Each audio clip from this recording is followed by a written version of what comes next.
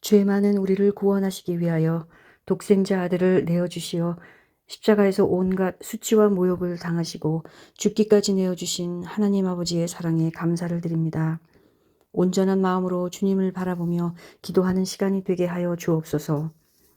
감당 못할 그 큰 사랑을 받았음에도 우리는 틈만 나면 자신을 높이려 하고 인정받고 싶어 하는데 우리 안에 옛 사람이 사라지게 하여 주시고 우리의 욕망을 위해 사는 것이 아니라 하나님 나라와 의를 구하며 살아갈 수 있도록 인도하여 주시옵소서.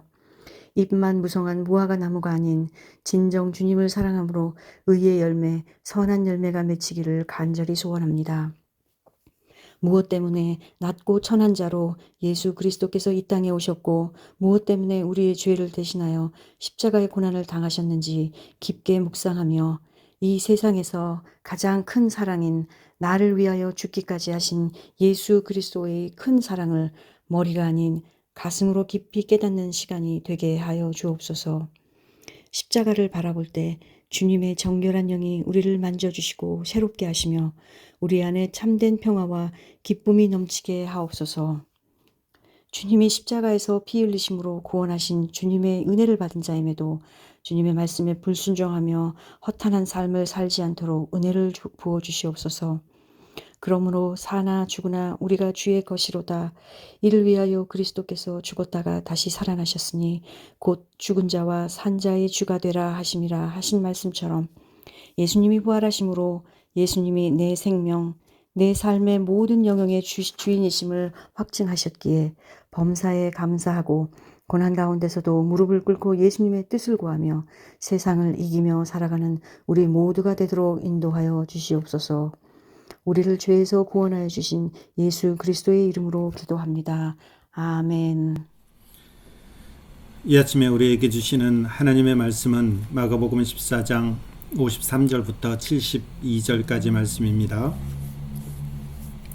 그들이 예수를 끌고 대제사장에게로 가니 대제사장들과 장로들과 서기관들이 다 모이더라. 베드로가 예수를 멀찍이 따라 대제사장의 집들 안까지 들어가서 아랫사람들과 함께 앉아 불을 쬐더라. 대제사장들과 온 공회가 예수를 죽이려고 그를 칠 증거를 찾되 얻지 못하니 이는 예수를 쳐서 거짓 증언하는 자가 많으나 그 증언이 서로 일치하지 못함이라. 어떤 사람들이 일어나 예수를 쳐서 거짓 증언하여 이르되 우리가 그의 말을 들으니 손으로 지은 이 성전을 내가 헐고 손으로 짓지 아니한 다른 성전을 사흘 동안 지으리라 하더라 하되 그 증언도 서로 일치하지 않더라. 대제사장이 가운데 일어서서 예수에게 물어 이르되 너는 아무 대답도 없느냐? 이 사람들이 너를 치는 증거가 어떠하냐 하되 침묵하고 아무 대답도 아니하시거늘 대제사장이 다시 물어 이르되 내가 찬송받을 이의 아들 그리스도냐? 예수께서 이르시되 내가 그니라. 인자가 권능자의 우편에 앉은 것과 하늘 구름을 타고 오는 것을 너희가 보리라 하시니 대제사장이 자기 옷을 찢으며 이르되 우리가 어찌 더 증인을 요구하리요? 그 신성모독하는 말을 너희가 들었도다. 너희는 어떻게 생각하느냐 하니 그들이 다 예수를 사형에 해당한 자로 정죄하고 어떤 사람은 그에게 침을 뱉으며 그의 얼굴을 가리고 주먹으로 치며 이르되 선지자 노릇을 하라 하고 하인들은 손바닥으로 치더라. 베드로는 아랫뜰에 있더니 대제사장이 여종 하나가 와서 베드로가 불 쬐고 있는 것을 보고 주목하여 이르되 너도 나사렛 예수와 함께 있었도다 하거늘 베드로가 부인하여 이르되 나는 내가 말하는 것이 무엇인지 알지도 못하고 깨닫지도 못하겠노라 하며 앞들로 나갈새 여종이 그를 보고 곁에 서 있는 자들에게 다시 이르되 이 사람은 그 도당이라 하되 또 부인하더라. 조금 후에 곁에 서 있는 사람들이 다시 베드로에게 말하되 너도 갈릴리 사람이니 참으로 그 도당이니라. 그러나 베드로가 저주하며 맹세하되 나는 너희가 말하는 이 사람을 알지 못하노라 하니 닭이 곧 두 번째 울더라. 이에 베드로가 예수께서 자기에게 하신 말씀 곧 닭이 두 번 울기 전에 내가 세 번 나를 부인하리라 하심이 기억되어 그 일을 생각하고 울었더라. 아멘. 지난밤도 주 안에서 평안히 잘 주무셨습니까? 고난주간 특별 새벽 기도회 오늘이 셋째 날입니다. 마가복음 14장 53절부터죠. 예수님이 체포되신 후에 신문받는 내용과 그리고 베드로가 부인하는 내용이 오늘 본문의 내용입니다. 예수님은 겟세마네 동산에서 땀이 핏방울이 되도록 기도하죠. 그리고 제자들에게도 함께 기도하자라고 요청합니다. 나 이제 고난받을 것이니까 함께 기도하자 이렇게 요청하지만 제자들은 큰 소리는 쳤지만 내가 죽을지언정 큰 소리는 쳤지만 잠자는 모습만이 성경에는 기록되어 있습니다. 후에 유대를 앞세운 이제 대제사장 그리고 서기관 장로들에 의해서 잡히시죠. 왕으로 오신 예수님이지만 강도나 잡을 때 쓰는 그런 물건을 가지고 예수님을 체포하러 온 것입니다. 참남한 그런 내용들이죠. 그렇지만 예수님은 성경의 예언대로 잡히시게 되죠. 그리고 산헤드린 공의에서 신문을 받게 되는데 이것은 재판을 위한 어떤 거라기보다는 증거를 얻기 위한 그런 성격이 강하죠.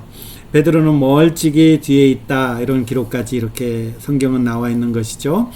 공회에서 예수님을 기소할 제목을 이렇게 찾지만 증거를 찾되 성경은 얻지 못했다 이렇게 돼 있죠. 여러 증인들을 거짓 증인들을 세웠지만 역시 그들도 의견이 달랐다 이렇게 표현되고 있습니다. 하나님의 아들, 그러나 이 부분만큼은 예수님이 신문당할 때에 다른 신문에는 침묵했지만 이 하나님의 아들 그리스도시냐 여기에 대해서만큼은 정체성을 숨김없이 드러내시죠. 내가 그니라 이렇게 되는 것입니다. 그리고 마가는 공회와 빌라도에게 신문을 당하시는 이 예수님의 이야기 사이에 베드로가 예수님을 3번에 걸쳐서 부인하는 이야기를 언급하는 내용, 그게 이제 오늘 본문이죠. 조금 더 살펴보면 먼저 이제 처음에 신문 받으시는 예수님이 나오죠. 멀찍이 따라온 베드로, 그리고 거짓 증언을 세우면서까지 예수님을 죽일 만한 증거를 찾았으나 얻지 못하는 내용, 이런 것들이 나오죠. 55절 보면 참 그렇죠. 대제사장들과 온 공회가 예수를 죽이려고 그를 칠 증거를 찾되, 이 거꾸로 된 거잖아요. 원래는 증거가 있음으로 인해서 그를 죽이려고 해야 되는데 먼저 죽인다고 생각하고 증거를 찾는다라는 것입니다. 그래서 예수님을 죽일 만한 증인도 세우고 증거를 찾았지만 찾지 못하죠. 그리고 이제 두 번째는 예수님의 증언하는 내용이 나오죠. 예수님은 침묵으로 일관하시지만 내가 찬송받을 이 유대인들은 하나님이라는 이름을 함부로 말 못하기 때문에 이 하나님을 이렇게 표현한 것입니다. 내가 찬송받을 이 하나님의 아들 그리스도냐? 그러니까 예수님이 내가 그니라, 메시아임을 공적으로 인정한 거죠. 사실 이 예수님이 여기서 이 대답을 안 하면 살 구멍이 생기는데 예수님은 다른 것에는 대답 안 하다가 이 말에는 불쑥 대답하는 것입니다. 여러분, 뭘 말씀하시는 거죠?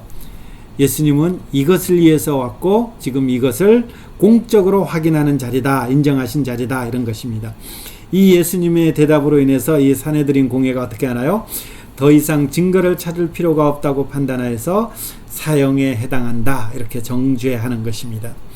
그리고 이제 베드로의 3번 부인하는 내용이 나오죠. 베드로의 3번 부인하는 내용들이 이 시제를 보니까 미완료형이에요. 이거는 반복하는 것입니다. 3번 부인하는 동안 그냥 횟수로 3번이지만 계속해서 몇 번을 반복하는 것입니다. 여종이 질문에 베드로는 예수님을 부인하고 결국 이렇게까지 표현하는 것이죠.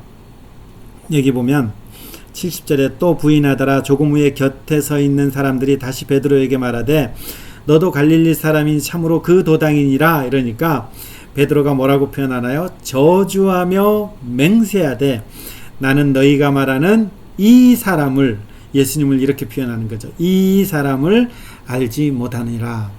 예수님을 뭐라고 표현했나요? 주는 그리스도시요, 주님은 그리스도시요, 살아계신 하나님의 아들입니다.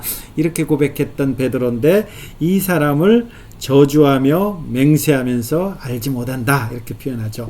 누가 질문했을 때요? 여종.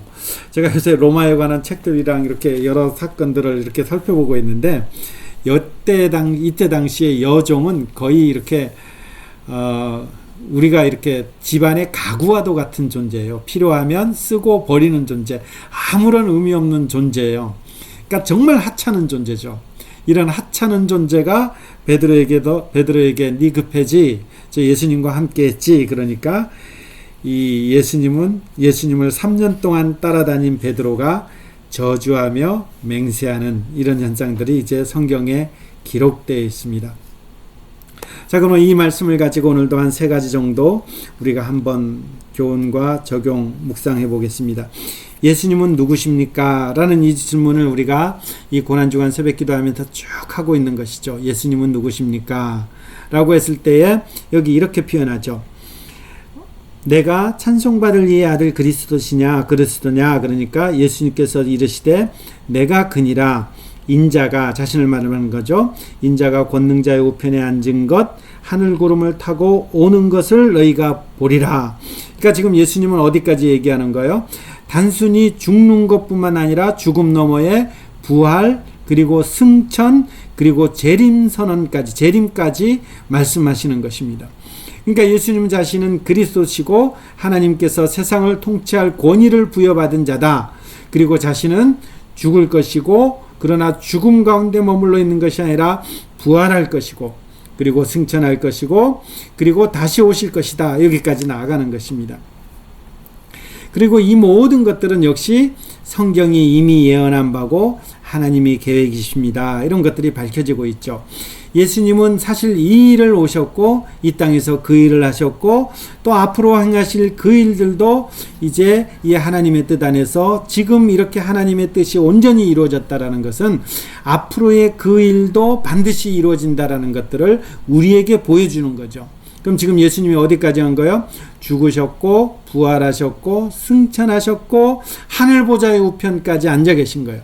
아직 안 이루어진 거는요, 2번째 오시는 것, 재림사건이죠. 이 재림사건이 안 이루어진 거죠. 그러나 예수님이 하나님께서 말씀하신 그 뜻대로 모든 것을 다 이루셨다라는 그 일들을 기억하면, 하나님의 섭리 안에서 이런 것들이 이루어지는 것들을 기억하면 앞으로 그 주님 나라도 반드시 오신다라는 우리는 그 확신 속에서 살아가는 것이죠. 그래서 우리는 이런 소망들을 갖는 것이죠. 인생길 가는 걸음, 우리는 시간이 흘러갈수록 그 주님께서 다시 오는 그 주님 나라를 사모하는 그 마음, 그 믿음이 점점 짙어지는 그 은혜로 우리는 우리의 삶들을 살아내는 것이죠. 자, 그 다음에 2번째는 이런 예수님이라면, 이런 예수님을 통해서 이루시는 지금 하나님의 그 거대한 섭리 속에 있잖아요. 하나님의 뜻 가운데 있잖아요. 이 하나님의 뜻이 예수님을 통해서 이루어졌고 또 이루고 계시는데, 그럼 그 속에 살고 있는 우리는 누구냐라는 거죠. 여기에 여러 사람들이 나왔죠.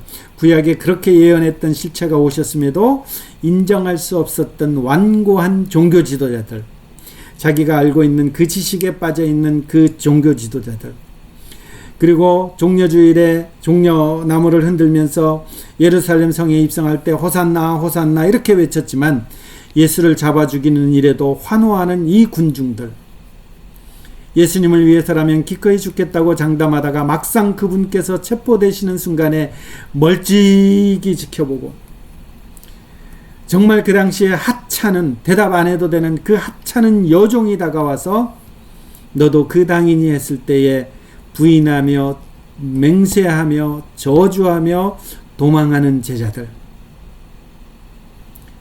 우리는 그 속에 있었다면 우리는 어떤 모습일까? 내가 이런 예수님 앞에서 나는 어떤 모습인가? 한번 점검해 보시기 바랍니다. 하나님의 역사 가운데 이루어지는 그 일들을 바라보며 하나님의 그 일들을 수종드는 자로 서 있는지, 아니면 그 일들을 막으려고 예수님을 십자가에 못 박히고 죽이라고 외치고 도망치는 자인지 우리 자신을 한번 점검해 보시기 바랍니다. 그리고 마지막 3번째는 그렇다면 이제 우리는 어떻게 살아야 됩니까? 라고 우리는 이런 질문을 하는 것입니다. 이런 하나님께서 예수 그리스도를 통해서 이 일을 이루셨고 다시 오신다 라고 했을 때에 그 다시 오심을 기다리는 우리는 어떻게 살아야 됩니까? 했을 때에 거기 계시록 1장 7절부터 나와 있죠. 볼지어다 그가 구름을 타고 오시리라. 각 사람이 눈이 그를 보겠고 그를 찌른 자들도 볼 것이요 땅에 있는 모든 족속이 그로 말미암아 애곡하리니 그러하리라. 아멘. 이게 우리의 고백이 되는 거죠. 그분은 반드시 오십니다. 이렇게 되는 거죠. 그럼 그분이 반드시 오십니다. 그렇게 소망을 가진 사람은 어떻게 돼요? 마태복음 10장 32절 말씀, 너희에게는 머리털까지 다 세신 바 되었나니 두려워하지 말라. 너희는 많은 참새보다 귀하니라. 누구든지 사람 앞에서 나를 시인하면 나도 하늘에 계신 내 아버지 앞에서 그를 시인할 것이요 누구든지 사람 앞에서 나를 부인하면 나도 하늘에 계신 내 아버지 앞에서 그를 부인하리라. 이게 사실 요새 기독교가 많이 욕먹으면서 쉽지 않죠. 내가 예수 믿는 사람입니다. 이렇게 내세우는 것이 사실 쉽지 않죠. 근데 성경은 이렇게 된다는 거죠. 두려워 말라, 두려워 말라. 너희들은 참 귀하다라는 것입니다. 너희들이 주님 다시 오실 때까지 나를 시인하면 내가 내 아버지 앞에서 너희들을 시인해 주겠다. 두려워하지 말라. 내가 너희들을 다 안다. 지금 이렇게 표현하는 것입니다. 어떻게 살아야 돼요? 우리 주님 오실 때까지 우리 주님 시인하며 우리 주님 그 모습 전하며 나의 삶들 가운데 우리 주님 그 모습 나타내며 드러내며 살아가는 것입니다. 이게 주님 다시 오실 때까지 그 십자가를 붙들고 사는 그 삶일 것입니다. 오늘 기도 제목을 이렇게 적용해놨습니다.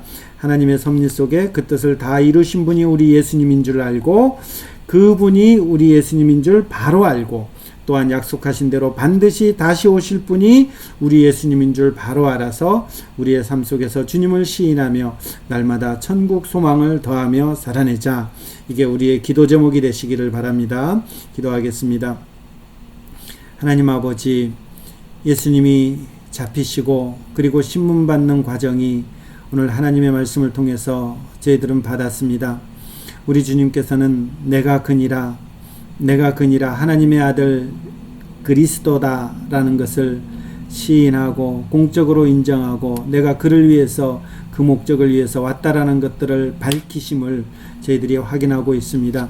예수님이 죽음 가운데 죽음 앞선 그 가운데서도 자신이 누구이신가를 밝혔듯이 하나님 우리도 역시도 그 주님을 모신 자로서 내 위치 속에서 우리 주님을 밝히며 드러내며 시인하며 그렇게 살아갈 수 있도록 하여 주시고 우리 주님 다시 오시는 그날까지 우리는 그 소망 가지고 천국 소망 가지고 날마다 살아내게 하여 주옵소서.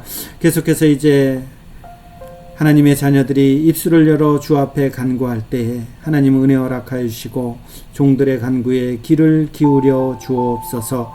주님의 은혜를 종일토록 간구하며 예수님의 이름으로 기도드립니다. 아멘.